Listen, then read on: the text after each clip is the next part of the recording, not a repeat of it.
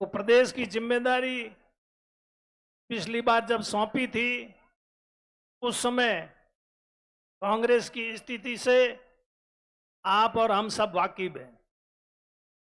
केवल कांग्रेस की 21 सीटें विधानसभा में आई थी, 21 एमएलए जीते थे। इससे ज्यादा बुरी स्थिति कांग्रेस की कभी नहीं रही। उस भयंकर बुरी स्थिति में इनको प्रदेश की कमान सौंपी।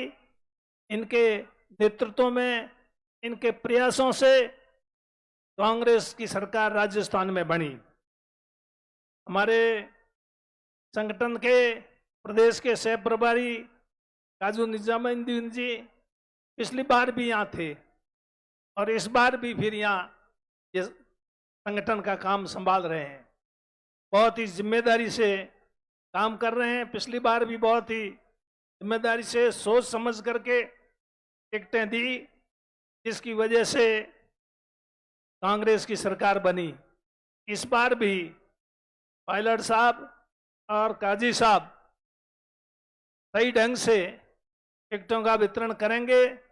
पायलट साहब CWC में मेंबर है, इसलिए मैं आपसे, काजी साहब से पूरी उम्मीद है कि आप सही ढंग से फैसला करेंगे तो निश्चित रूप से राजस्थान में कांग्रेस की सरकार बनेगी और कांग्रेस की सरकार बनने से कोई नहीं रोक सकता। आप सब लोग पायलट साहब को सुनने के लिए आए हैं। आपके यहाँ के ये ज्यादा समय नहीं लूंगा। यहाँ के विधायक और पूर्व विधानसभा अध्यक्ष दीपेंद्र सिंह जी के बारे में आप सब लोग जानते हैं, मुझे बताने की जरूरत नहीं है। लेकिन 1980 में ये भी विधायक बने, मैं भी बना, दोनों हम साथ ही विधायक बने थे। इसलिए हमारा सफर साथ में शुरू हुआ और विधानसभा के अंदर अध्यक्ष के रूप में आपने काम किया, मंत्री के रूप में भी काम किया, विधायक के रूप में भी काम किया। जो काम किया उस सारे काम के बारे में आपको यहाँ बताने अगर लग जाएं, दीपेंद्र सिंह जी लेते तो भी घंटों लगते।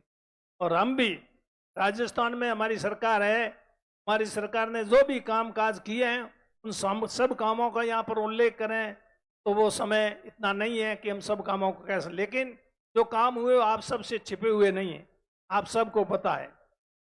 तो अगर जब काम को हम देखें तो सिवाय कांग्रेस के किसी का वोट जाना ही नहीं चाहिए। लेकिन फिर भी राजनीतिक पार्टियां हैं, सभी एक पार्टी में हो नहीं सकते, कई कारण हो सकते हैं अलग होने के, विचारधारा के भी, और भी सत्ता उनको भी चाहिए, जनप्रतिनिधि वो भी बनना चाहते हैं, इसलिए विरोध तो होगा। लेकिन अगर आम आदमी निष्पक्ष रूप से फैसला करेगा तो आम आदमी का वोट कांग्रेस को ही जाएगा, क्योंकि कांग्रेस ने काम किया।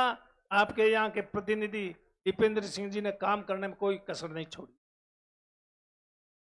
वोट लेने का एक ही तरीका है और कोई तरीका मैं तो नहीं समझ सका। कोई और तरीका हो तो आप बता सकते हैं।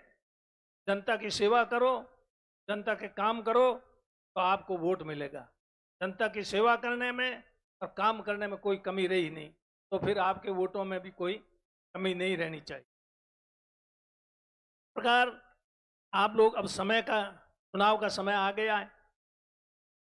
5-7 दिनों में चुनाव की घोषणा हो जाएगी, इसलिए अब आपको सक्रिय होना पड़ेगा, हर घर जाना पड़ेगा, हर मतदाता के पास जाना पड़ेगा, वोटों के लिए अपील करनी पड़ी। अकेले दीपेंद्र सिंह जी सब जगह नहीं जा सकते, अलंदू सिंह जी जा सकते, कांग्रेस पार्टी के नेता भी नहीं पहुंच सकते, लेकिन फिर भी आने की कोशिश करेंगे। आपके यहाँ तो ये आज बड़ी विशाल सभा हो गई है, ये आज से ही चुनाव का श्री गणेश हो गया है, बिजुल बच चुका।